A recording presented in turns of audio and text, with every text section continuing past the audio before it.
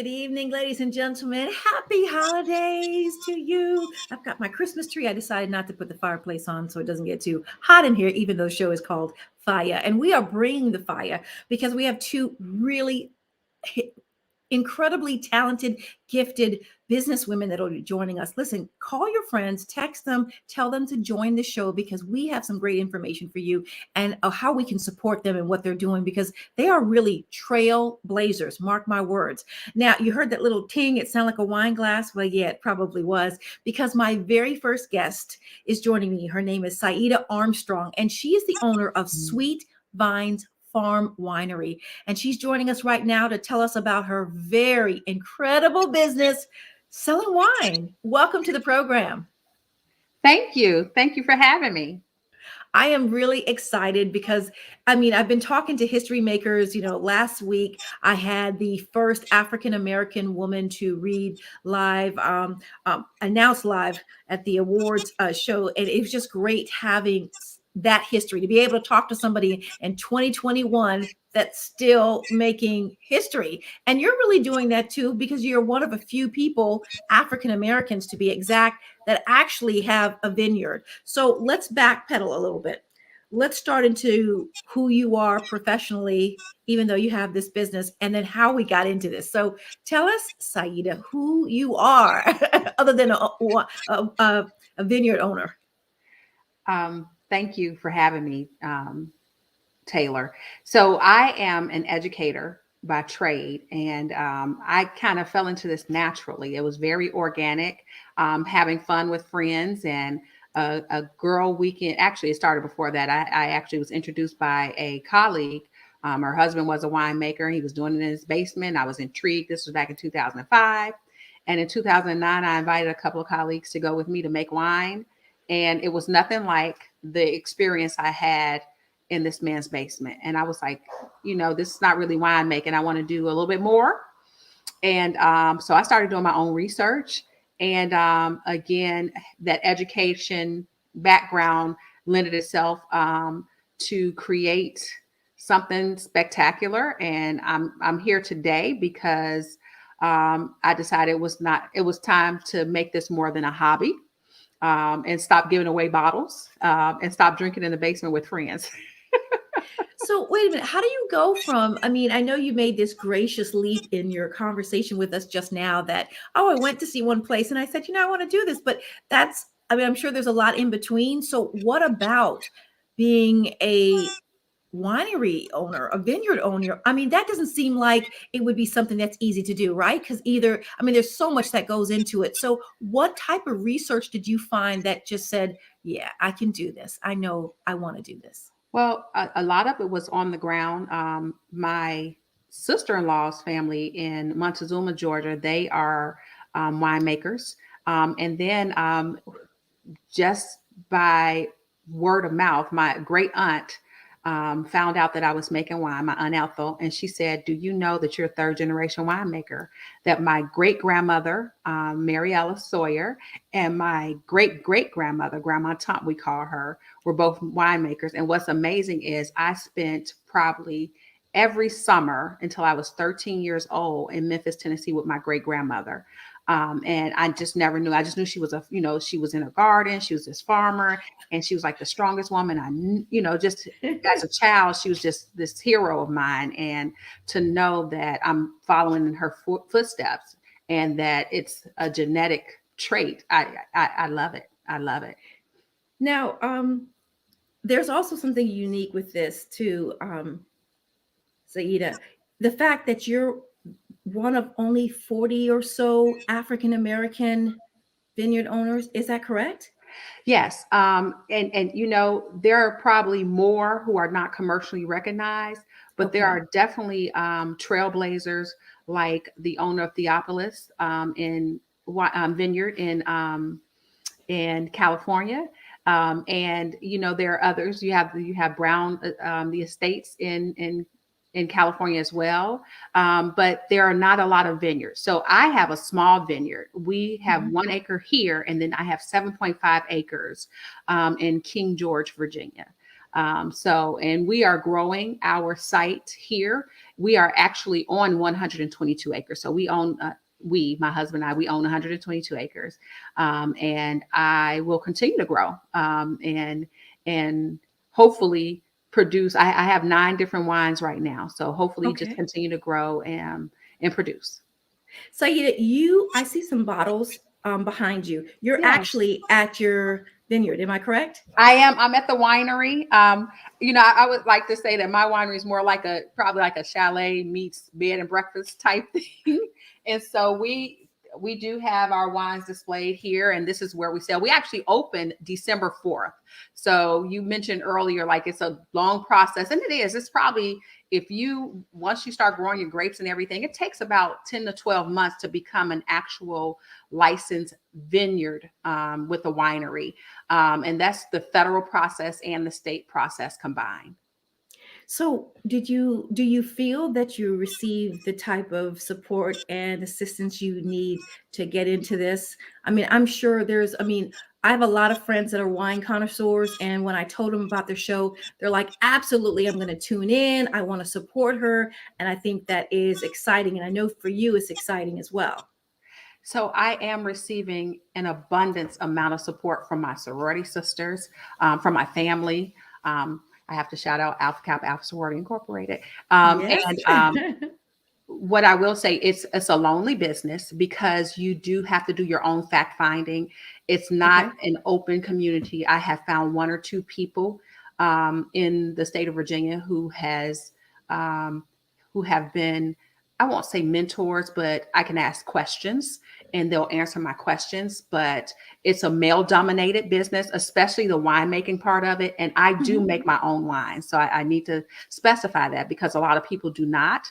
I actually make my own wine. And to me, it's part of STEM, right? Science, technology, engineering, and math. It's definitely science. There's a science behind winemaking. So what makes a good wine? And I have to tell you, Saida, I'm not a drinker, but I tell you, every single friend that I have definitely appreciates a good wine. So Yeah. what makes your wine special and what makes good wine? That's a, two-part question. You know, time, soil, the commitment to your product. So going in and knowing that if it's not what you are ready for, don't push it out. Wait until you feel that it's ready, that it's product ready, that it's shelf ready. I feel like, I always tell people wine making and wine tasting is like love making. And I hate to say that on live television, but there is a process, there's a step to it, and so you have to make sure that it looks good, that it smells good, that, the soil is right, that the pH balance is there. So there are a lot of similarities. And you said you have 9 different types of wine. Are they red? Are they white? Yeah. So Does it Virginia's berries different? I have most of my berries are Virginia berries, but not all of my wines are grapes. I have my red wine is a Chamberson, which is a hybrid grape. It's temperamental, but it makes for a good wine. I actually have 2 wines out of my Chamberson, and those are all local grapes. I also have a Chardonnay. My Chardonnay is shipped in from California, Russian River area, and I say myself that I have a mean Chardonnay. It's not oak barrel. On the East Coast, you'll find a lot more wines. Chardonnay is known because it is the only white wine that is usually primarily oak barreled, barreled. And mine is crisp. It's still made, and it's a good wine. I also have a strawberry wine. We call it Summer Oh, Evening. wow. And it's a strawberry lavender wine. And I grow my strawberries and my lavender here. What? And then I have a wine called Big Papa. What I need to note is that all my wines have their own theme music. So they come out to their own theme. What? Oh, I love this. I So love Big this. Papa, it comes out to Notorious B.I.G. And when you taste it, he's 15%. And yeah. He packs a So it punch. seems it seems like, you know, when people are designers or they make cakes, it has a personality, because you said your wine actually has music. So it Yes. must play in your head whatever music or feeling that you get from tasting your wine. So you have You're 9 of them. absolutely correct. I have one I'm working on right now, a Niagara grape, which is a white grape, and the name is Gold Digger. I love that, gold digger. So listen, when you go into the process, I mean, this is what you're doing full time, you know, at Sweet Vines Farm Winery. Yes. What's the day like for you? What time are you getting up? I mean, and let's throw in the fact that it's still COVID, so I'm Yeah. sure people are still at home. So what's a day like for you?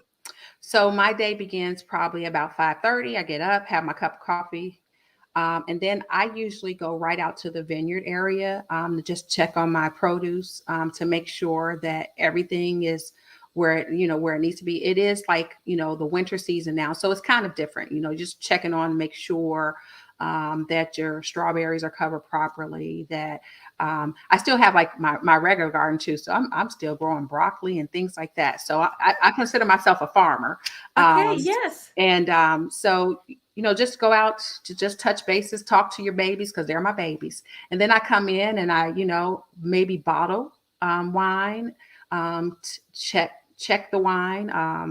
And then I come to the winery section and make sure I don't have any appointments for the day. Or if I have an appointments, I actually check and make sure that everything is scheduled correctly. Um, and, in addition to our winery, we have events here as well. So, and we have a bus, so we do our own tours as well. We do a lot, but it's mostly local. And I do birthdays and things like that. But we have a small bus, 15 passenger bus that we cater to individuals, especially like those who want to have a birthday party and it's their first time coming to a winery. We actually will pick you up. We've gone as far as DC, pick people up, give them the wine experience, the winery experience, vineyard experience, and then we drive them back home safely. So Shelby just posted a message saying all of her wines are delicious. Shelby, we believe you, and we are going to find out. Taryn said, "I know, right?" And I even saw a comment from Toy, who, yeah, strawberry lavender. That sounds delicious. So you're getting your comments. Can you show us maybe 1 or 2 bottles behind you up close to the camera absolutely, absolutely. and tell us about it? So of course I'm going to show you Big Papa first. This is Big Wow. Papa. So again, I was talking about, and I think it's important, as a business owner, just to talk about just the business part of it, that you don't even think about when you're making wine, and when you want to jump from I'm making wine for my friends and to the business side, right? To the entrepreneurial side.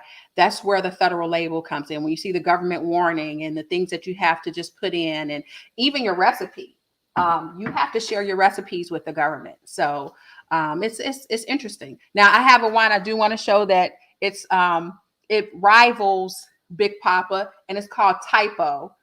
This is a lot of people's favorite right here. This is made from Chamberson. It's a spiced wine. And Typo is an acronym for, well, let me just say, it comes out to Bruno Mars, Leave the Door Open. So you can imagine what Typo stands for. Typo stands for Take Your Panties Off. So You have too much fun doing this, I do. Saida. You have too much fun doing this, and the passion I can see. I mean, I actually could tell after reaching out to you and asking if you would come and join us here on NNPA and Black Press USA. You wrote me a very long email, and I say long because it was so passionate. Every single line. I said I cannot wait to interview her. I just felt you through there, and what you were expressing, just wanting people to know that you're there, and asking those people, pretty much, if you're a wine drinker, you want them to know about you and to come and support you. They like it. Great. Now we have some images that who's that from? Rico. That's my favorite. Okay. So clearly you have some people that are familiar with your wine. So we have my producer. We're going to bring up a couple of images that show your winery, and then you're going to tell us what we're looking at. So what is this right here? What's happening? So that's a young lady who's receiving a personal, this is a private group. And I'm actually showing how to read the Brix level, which is like the sugar level in the wine, the alcohol content. Just to let them know, hey, this is what you're drinking. And this is how you can tell that you're really getting what you're paying for. What is she looking at? It's called a refractometer. Let me see. I think I have one right here. It looks like, I hope I can. It looks like this. So you actually put the wine in here. And when you come, Taylor, I'll show you how to do it. But you put a drop of wine in there and you can actually test the level of the wine, the alcohol content. So again, as a non-drinker, are you telling me I would carry that into your establishment and do that? I'm telling you, no, you would not. I have this here. This is what we do behind the scenes to make wine and to check the alcohol content level. Oh, okay. Part of the education that I do when I'm trying to challenge the palate to think more beyond the sweetness, because a lot of people come in, they look for sweet. Yes. That's my niche, right? I can make sweet wine, but I want you to also appreciate a drier wine. You know, I want you to appreciate a red. I want you to grow into a Chardonnay or a Riesling, that's still on the sweeter side. But I want you to appreciate wine. So I give you a little bit more like an education if you have a private wine tasting with me. I have to ask you this too. What do you see on shows and they're taking the glass and they're swishing it around? Is it getting oxidation? Is that really what you do, or that certain type of wines you do that way? So no, it's all wine. So all wines should actually be aerated. They should breathe for about 20 minutes, because you don't know if it's been in the bottle for 2 months or 20 years, right? So when you open that bottle, you want it to breathe. And when you swirl the wine glass, you are giving it, you're allowing that body to move and to release the characters of the wine. And that's why you want to smell first. Remember, I was telling you the whole love making analogy, like you want to look at it, look at the clarity of the wine. How does it look? You want to smell it, like take it in, take the aromas in. What do you smell? And then when you taste, like you're not supposed to drink. And most people, when I tell them, like, during COVID, we're not spitting anyway, right? But most people are like, I'm not going to waste this wine. But you're supposed to take it in, sip it, savor it, taste it, and see what characteristics, what notes do you taste in the wine. Some people taste tobacco in the wine. Some people taste pear. It just depends on the wine and the grape that you're drinking at the time. And normally, outside of it being a COVID period, you spit it because of what? Why are you spitting it out versus swallowing it? You want to get the taste and the characteristic of the wine in your mouth before you drink it. Of course, wine tasting is more mental. So that's why the look, looking at it, smelling it, and then savoring it prior to drinking it is important. And that's where sommeliers come in, right? They have like the keen nose, the sense of smell, the sense of taste, and they can tell you the region of the wine, the dirt, the pH balance of the wine. Oh my goodness. I'm not that savvy at all. I just go after a great taste, but I know a little bit. I know a little bit, enough to be dangerous. That's all that you need. Now, what is this? So that's part of our vineyard. Like, we do weddings.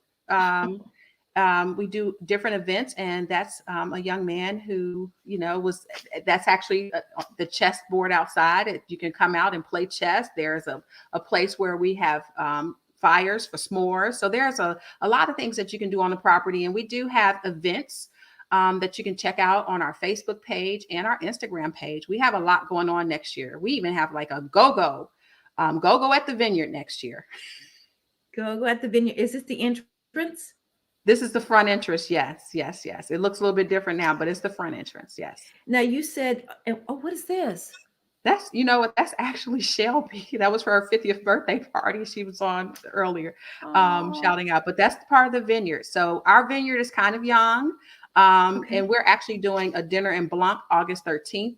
And we're going to do it in this area right here. So yeah. That is beautiful. That is beautiful. Thank you. I'm just loving what you're doing. And if you're just tuning in to Black Press USA and NNPA Esperanza, looking forward.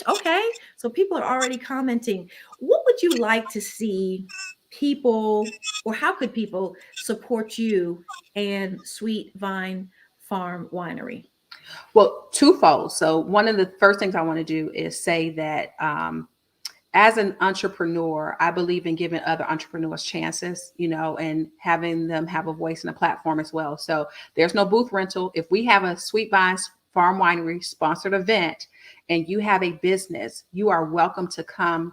Call me first, text me, email me, and let me know that you're interested in setting up your wares and your product. And if we have space available, you're welcome during one of our events to come and set up. And that's free to the entrepreneur. The second thing is, and it's, I want people to show up. Please buy our product, come to an event, spread the word, let them know that we're here. And we're going to grow. I have a 5-year plan for this property that includes not only the bed and breakfast, but maybe a small resort and more. But for right now, we are a winery and a vineyard and a venue, and we're excited. We're excited to welcome all comers. Now, SEIDAH, for someone like myself who hasn't gone through the process of sampling wine, and like I said, most people have done that. What's different? Can you walk us through the process at yours? Because you were telling me, our place is different than some of the places you may have seen on TV. So walk us through visually what we would see and experience coming and having the tour with you. So we're not grand. And that's why I tell people, like, we're like a small, the beauty about Virginia is like, we're like the 4th or 5th fastest growing wine country. And there are a lot of farm wineries like myself. And so we are not grand. When you come in, we have a wonderful bar area. I always say it's more like a chalet. You come in and you just walk the property. There's waterfront. I mean, it's a beautiful property to experience.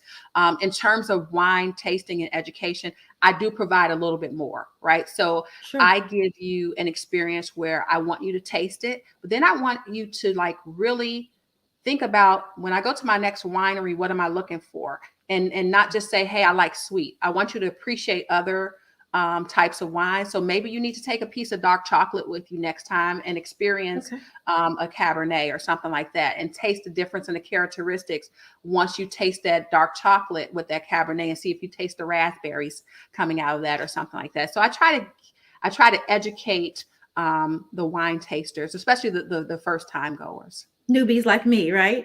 Yes, and I can't wait. So, I love the fact that you offer a place for people to go and other entrepreneurs to be able to take part in your facility. So you have the wines. Outside of actually coming to your location, can we go to another retail store around the DMV to get your wines? At this time, no, but I'm thinking by March we'll be there. We have spoken to quite a few distributors who are interested in moving our products, even all the way in Texas. So it's really a blessing. But I'm the winemaker, and I'm doing 90% of this work by myself. So Wow. yes, ma'am. So we're ending 2021. Yes. A week or two from now, right? What are the plans for 2022 as it pertains to growing Sweet Vines Farm Winery? So 2022, we will continue to expand in terms of production. We will also, we're adding our events. So our first event starts February 13th. It's our Valentine's Day event on a Sunday. We have L Strings, the violinist, playing, and we have a catered chef coming to the event, and we're just adding events on so people can get to know us and to know our establishment. And this is located in Unionville, Virginia, and the history behind Unionville is that when African Americans were freed, they actually purchased property. It's one of the first places they purchased property was in Unionville and in Freetown, Virginia. So it has a rich history. How far is that outside of Washington, D.C.? If people that are in the DMV area, how far of a drive? Well, and I say it like that because with traffic on a good day, right, okay, you should get here in an hour and 30 minutes. Oh, that's fair. It's not bad. But that's fair. On a bad day when everybody's going to the beach, I say come on a Sunday. Okay. or Friday. But yeah, and we're open by appointments Monday through Wednesday. Okay. And Thursday through Friday, we're open 11 to 5 p.m. So we're here. We're here and we're open, and we welcome all comers. And how many people can you accommodate coming through there, purchasing the wine, and I guess milling around the property itself?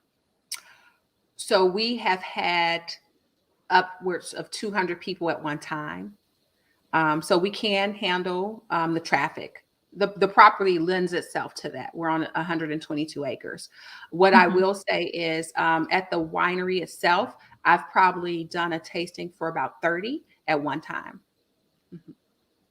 When is the best time to come up there? I'm sure for you, you're like any day we're open, but is there a wine season where people flock to, vineyards like yours? Mostly summer. Okay. Summertime is usually a good time, where people come. I would say the best time to come is during the off season. So now, like a Yeah. lot of my colleagues around the community, they're closed for the winter. And we actually are partnering with some of our community. And I need to just say something real quick, and I'm sorry to do this, but it's called Lovingly. It's another African American owned vineyard that's about to open here in Orange County in the spring. So yes, ma'am. Really? And I also want you to know there is another Black owned called Vintner's Cellars in Okay. the Hampton Roads area that's open as well now. So yeah, we're growing in numbers. I'm so I excited. I just recently love found this out as hearing well. that. So now let me ask you, so do you have where you guys get together now? I mean, I'm sure there's obviously something for people who have vineyards or who are making wines. Have you gotten into that circle as far as going and travel? Because right now you're a one woman show in the sense of making and producing and marketing your products. So you may not have the time. Right. So there are like the African American Vintners Association that I am not a part of as of yet. There are associations. I belong to the Virginia Vineyard Association, but there are associations that I can be a part of and become a part of, and I will. That's in my plans. But I am meeting local wine owners, people who have their own products. I don't know if you've heard of 5011. She's a young lady who just launched her own wine as well this year in Virginia. I think she's in Loudoun County area. She's a wonderful young lady. Markel Benai wines have been around for a long time. They're in the Maryland, Ohio area. So there are quite a few of us in this area that I know about and that I've reached out to or who have reached out to me just to let us know that, hey, we're here, we're connecting, and we're here to stay. We have to support each other and lift each other up. Saida, there's a number of things that I like about you, but one of the things that I absolutely love about you is it seems like you have you're grounded in it's not just about me, it's about our community. You already know your wine is good and you have no problem dropping the names of other people that are in your field that are not too far from you. So that just says a lot about you and your Thank you product. so much. Thank you so much. It's important to me because there's noted to be like 11,000 vineyards in the United States, and to be one of only 40, that says a lot. But there Yeah. are probably about, let's say, 60 African Americans who own their own wine products, and maybe there's more than that, but it's not 11,000, right? It's probably not even 1,000. Right. And so we make good products as well, and we need to just celebrate and purchase, and um, all money is good money, but I just want people to know that we exist. Now, I was looking at my phone a few minutes ago, and the question is, they wanted to get a ballpark figure of what your products cost, the I price have range. wines. My range from $30 to $32 a bottle. That's great. Yes. That is great. So we expect to see them on shelves really, really soon. But if not, they can still reach out to you and get They an can. opportunity to tour your wonderful facility. And we will be coming in February when it's a little bit, Awesome. a little bit warmer. I A little cannot bit wait to see, warmer. Yeah. wait to fellowship with you. But I really have to thank you. Again, SEIDAH Armstrong for taking part in tonight's program here, Black Press USA and NPA. She is the owner of Sweet Vines Farm Winery in Virginia, Unionville, Virginia. So it's not too far away, an hour and a half, depending on when you leave and what time you leave, right? So again, Saida, thank you so very much for your insightful information. This will not be our last time. And Shelby, thank you so very much for giving her a shout out and tuning in. Don't go far, Thank don't you, go far, Shelby. because we go Yes. from Saida talking about wines to talking about vodka. Yes, there is an African American woman right in our midst that's making vodka, and I want you to meet her. Her name, she goes by Ann, and her name is Ann Lawrence. Let's bring her on. She is the maker of Ego Organic Vodka. Hello, Ann. How are you?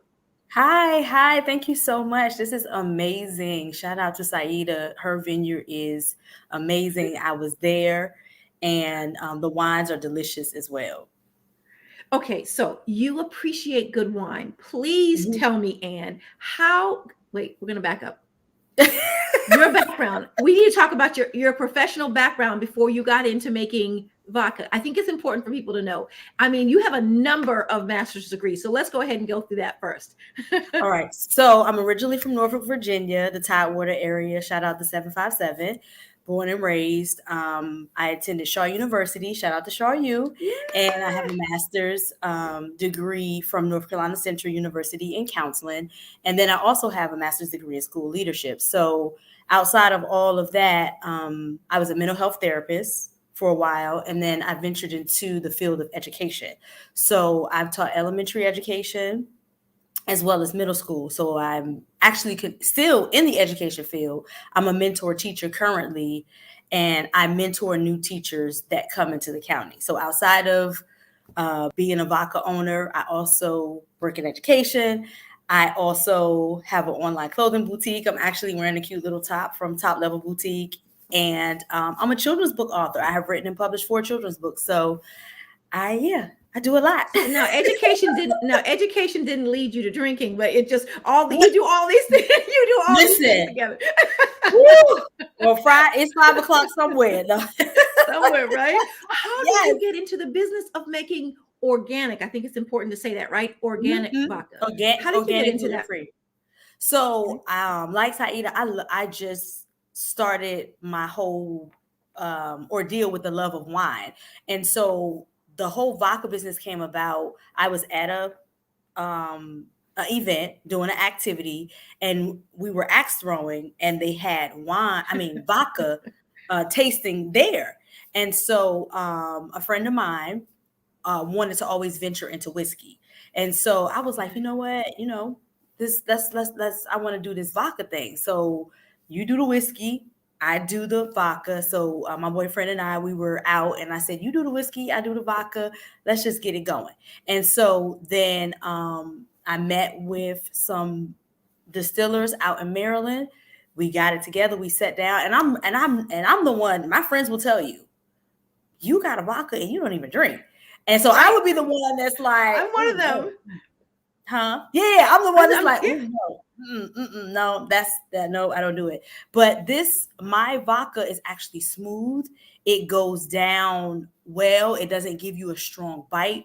Everybody that has tasted it, they're like, "Oh my God, it's like I love it." Even when I'm out doing tastings in the Maryland area, the guys who own the liquor stores and run the liquor stores, they're like, oh my God, this tastes better than, some of the other brands, Sure. high-end brands that are actually in the store. And I'm like, see? So you can have it So, straight or you can even mix it. so Anne, as a non-drinker, because I can ask this question now, as a non-drinker, how do you sample to make sure? Because I would think the palate of a person who appreciates vodka, that's used to Mm-hmm. a pop or a hit, will be like, Mm-hmm. well, you're not on it. I mean, you don't get what we're looking for. How did Right. that And see, happen that you made that connection, that it right. And works? I've tried vodka and spirits before. And like I said, the bite was just so strong. Like mixed drinks, Yes. but the bite was so strong, even taking shots of certain um vodka, and I'm like, ooh, the face that I'm making, that's how it goes down. So, and once I tried this, we had different samples. We had corn, we had wheat, and Mm, my vodka is actually wheat. And like I said, it okay. is so smooth going. I'm like, wow, I didn't really cringe up when I sampled it, and it went down so smooth. Now you call yours, it's Ego Organic Vodka. Why is the Mhm. word organic put in your title? Well, because it's actually approved from the Maryland Department of Agriculture as organic. So a lot of spirits and wines, a lot of spirits now are actually gluten free, but Okay. mine is actually organic and gluten free. Oh, now that's got to be a big deal for people who drink that may have had to pull back because of dealing with one of those two things. So was the process, did it take you 1 year, 2 years? Because you went from saying you and your boyfriend, he's going to do whiskey, you're going to do vodka, to finding a distillery. You said, how long did it take you to do that and then get to where it's on the shelves? So actually, it took a whole, I would say almost a year, from not just from the distilling process, but the labels, going through the alcohol and tobacco to make sure that everything is Mm, approved on that end, getting insurance, finding a location, because I don't have actual storefront. So okay. I had to find a location where I can house my product, and then getting all the approvals from all of the different people down the line, registering a business, getting a trade name, accounts, and all of this type of stuff like that. So it took about a year. And then you have to, like I said, the approval from the state of Maryland. So that's not an easy Mm, process, because you have I'm to have sure. this, that, yeah, in order. That's not an easy process. It's a long process. So it takes about a year to get everything going and out there. So obviously, maybe not filing the paperwork, but are you doing all the legwork yourself to, Oh, the paper? listen. Yes, Really? I am. But I also have an assistant that helps me on the back end Okay. with some of the making my flyers, the marketing, savvy assistant. She's amazing, and she does a lot of the assistant piece, sending Yeah. emails, drafting letters. But I am the one delivering 5 cases to the liquor store, going out to the liquor store. Hey, I have this new Really? product. I want to try it. Doing the tastings, and a lot of times they're like, when I want to do a tasting, they're like, "Are you going to be doing the tasting? Or are you going to send somebody to represent your brand?" I'm like, "It's me, because it's my product. I want to be able to That's pitch right. it, and I want to get the reaction and the feedback from the people that are actually buying the product and sampling it. Sometimes, if you're not there, how can they give you feedback, or how can you really market a product if you're not physically there to do it? So yeah, I'm doing So everything. any pushback, any kind of like, well, good old boy. I mean, where they're just like, we're, it's I mean, I'm sure this is also a male dominated Oh, industry as entertainment is as well. But so yes. I mean, any advice to people, trailblazing, you're not doing it for the first time ever, but maybe in Maryland, maybe in Prince George's County, or maybe in, Virginia. Tell Mhm. us a little bit about that. Yeah, so as Saida said, alcohol, wine is a male dominated business. So, I have to go in like, hey, I'm going to take my seat at the table regardless. I go in stores, and, they see a female and they're like, oh, okay, yeah, yeah. Let me try it out. Let's see. So I have to go in and market it and pitch it myself. And like I said, I'm hitting the ground running. I'm going in and out of the stores. I am doing everything all for myself. So, and is it difficult? Because when I think I've honestly been in the liquor store maybe once or twice, and Mhm, there are a gazillion bottles to look at. How do you mhm, separate your brand? And maybe you don't have the big $1 million marketing bucks mhm, that some of these companies have been around for years. How do you mhm. really get your product out there? It's all about marketing and selling yourself. Social media, making your presence known, um, putting your product in some of these competitions that they have Okay. out here. These big competitions. In January, I'm going to enter into the San Francisco. They have a competition out in San Francisco for spirits, and just putting the brand out there. And like I said, just marketing myself. Social media, Facebook, Instagram, they're just all platforms for you to put your product out there. So I've been using all of those platforms to put my product out there. And just showing me in the stores, dropping off cases, putting up pictures, and collaborating with some of my other sorors and friends that are business owners to highlight my product and their product as well. Doing lives, showing how to make cocktails. I have an event with Gold Grinders on Sunday, my sorors, they're the founders of Gold Grinders. They have a fundraiser coming up, a virtual fundraiser for cocktails, and I'll be doing a couple of signature drinks with Ego Vodka for their fundraiser that's coming up this Sunday from 5 to 7.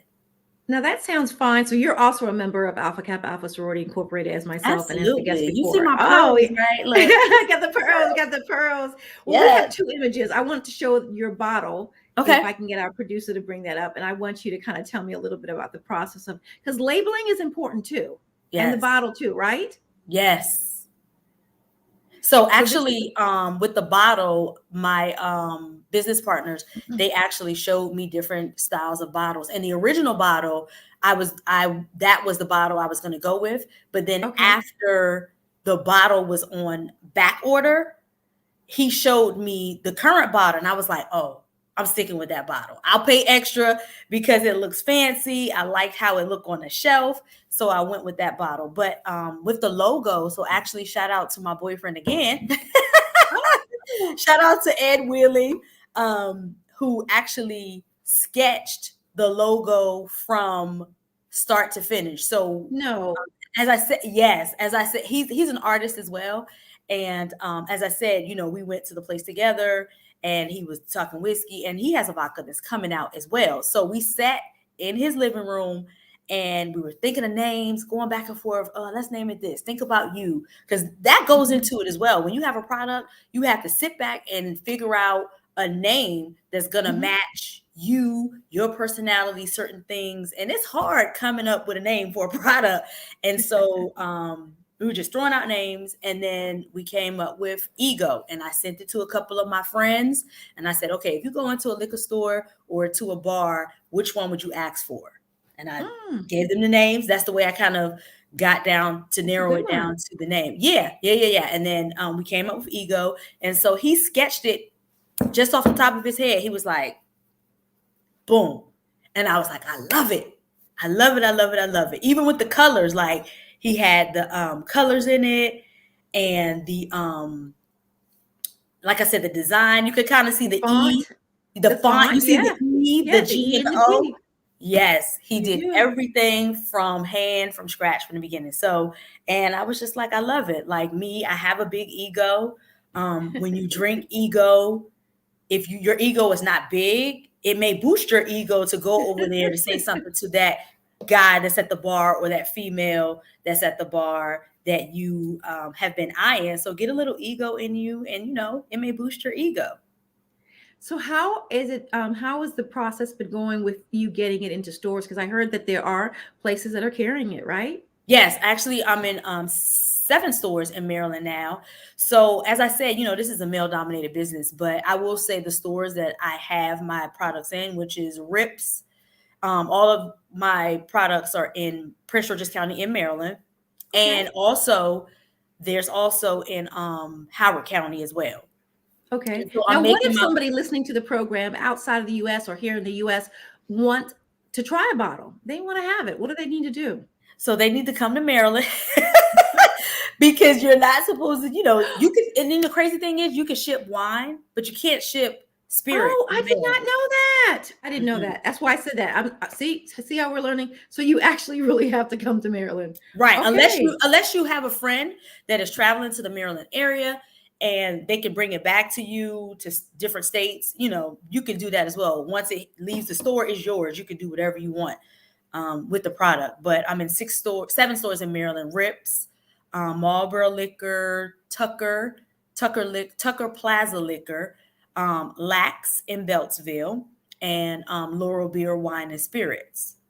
Is it important for you to have sampling, since if people don't know what Ego Organic Vodka is, they may not try it off the shelf just by looking at it? So do you have to have tastings? Yeah, I actually do tastings because, like you said, it is so many vodkas that are out there to try. So, and naturally, if I go into a store, you're going to go to your go-to.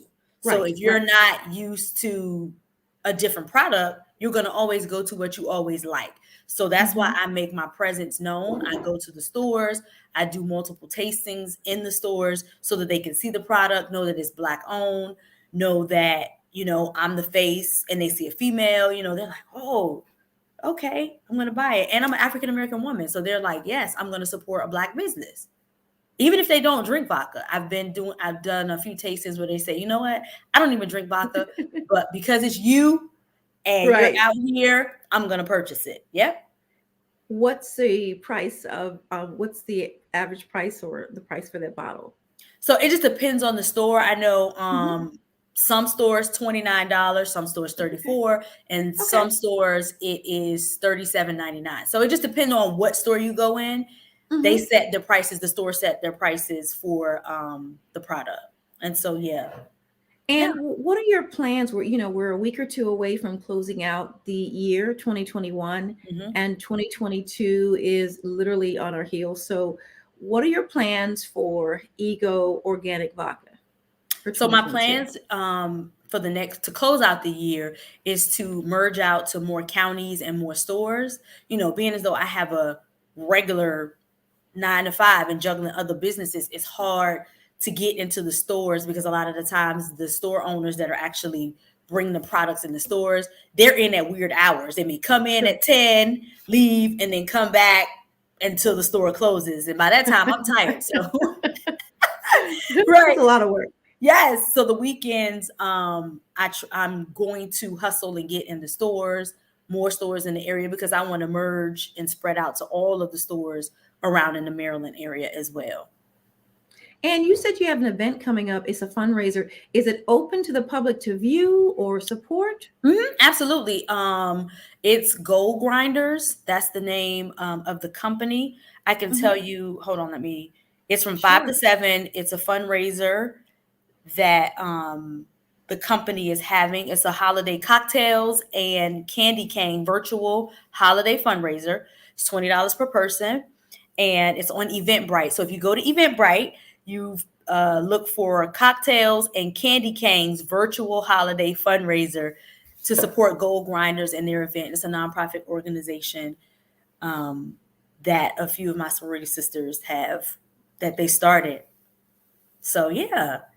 Now, and you poured a lot of resources and time into creating this brand, because I don't know if anyone knows, as a business owner myself, packaging is not cheap, especially if you're going to get something that reflects an image of professionalism, perfection, if you want to say. So I really do like what you have, and I can imagine what you've invested in. But trademarking is very costly if anyone's ever gone through the process, and it doesn't happen overnight. So so definitely congratulations. So what are you getting as far as the feedback from people that do sample your product? So a lot of people, as I said, let's go back to the trademarking. Yes, with the trademarking, that's a long process. And COVID, with the whole pandemic happening, things are all backed up. So I'm still going through that process, or waiting for that process to be finished on that end. But as far as the feedback that I get from some of the customers that come in the store, like I said, they said that it's very smooth. They like it. Some people take it straight. Some people actually mix it with different mixers like cranberry juice. I have a drink called Expectations. And so you mix Ego Vodka. This is the bottle. Can you guys see it? Ah, there we go. Yeah. So you mix Ego Vodka. All right. Right? Ego Vodka. You mix Ego with passion fruit and a little bit of lime juice, and then put you a lime on the side, and you have Expectation.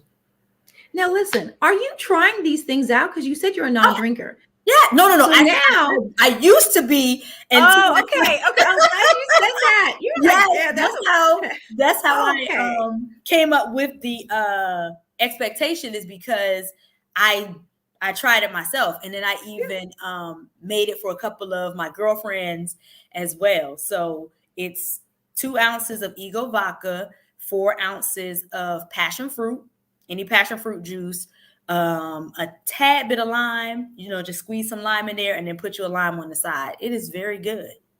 Very, very good. Listen to you. That's a signature cocktail.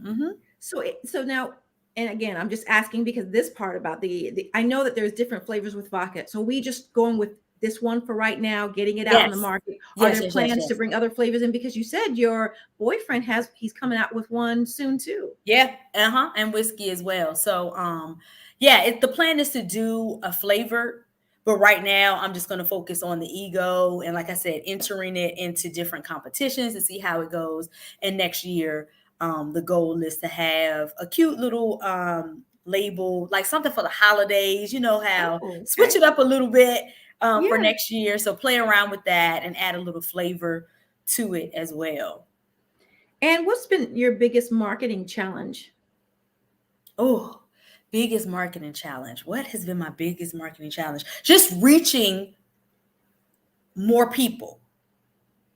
And so you have your actual circle of friends, and those friends have Mhm. friends. But Mhm. how do you reach those people that I don't know, that are not following me on social media, that Mhm. don't hashtag ego vodka?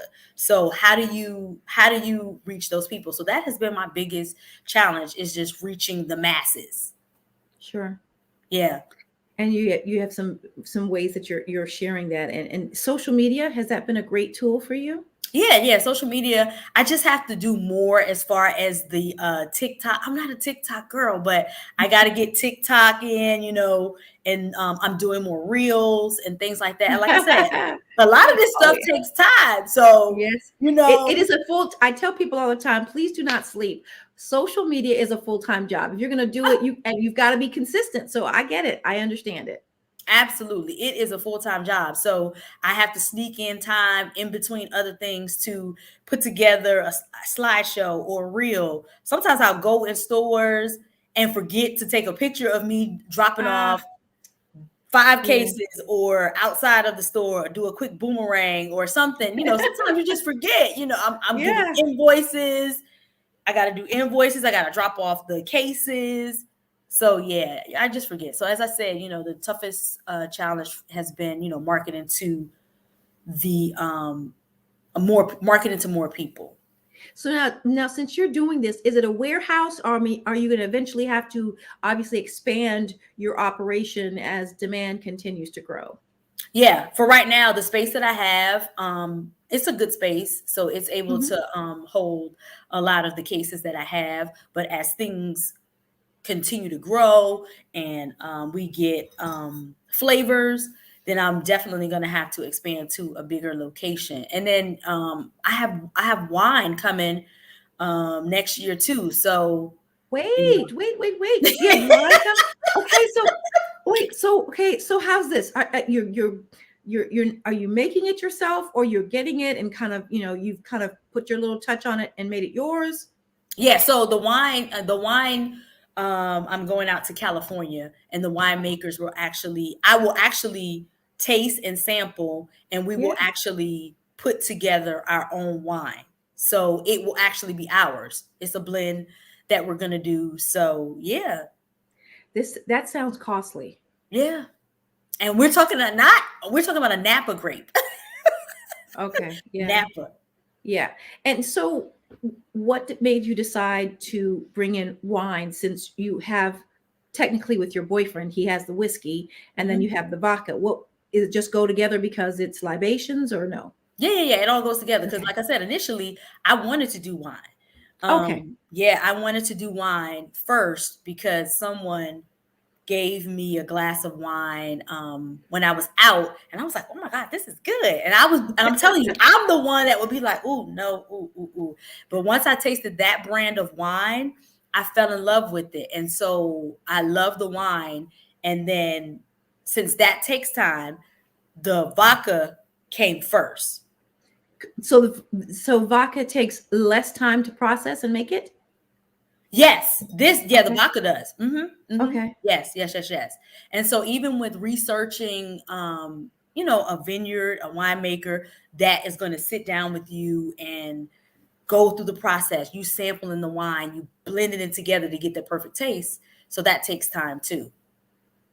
I'm really impressed because you just said, and I went somewhere and someone gave me a wine and I said, that's good. I want a business. I want a I'm telling you, in I had it. the DMV. In Yes, the I had it. DMV. Yes, I had it all in my head. Once I sampled that, I was just like, I'm in love with this.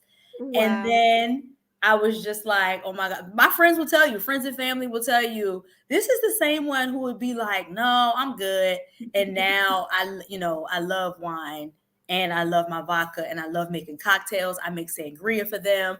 I just have been experimenting and creating a lot of things with my brand. And I'm very pleased with what I have and what's to come.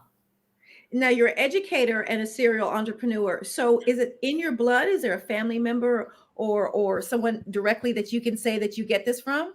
Oh, absolutely. My entire family. My aunt, she owns a Montessori school in Norfolk, Virginia. It's called Okay. Norfolk Montessori Academy. My Okay. cousin, who is my personal assistant, she's the savvy assistant. My brother has his own medical, he does medical transportation, and it's called Work of Art.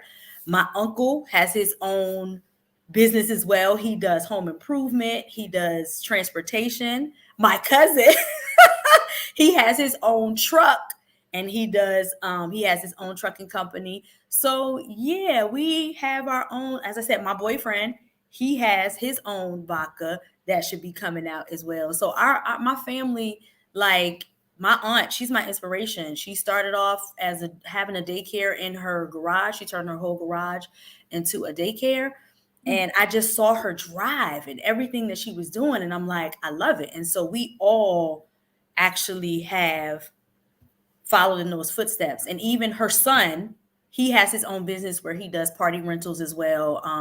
The bouncies, the cotton I candy. love it. Oh, Yeah. yes. My cousin, he's Yes. the person, he's a tutor. He does tutoring.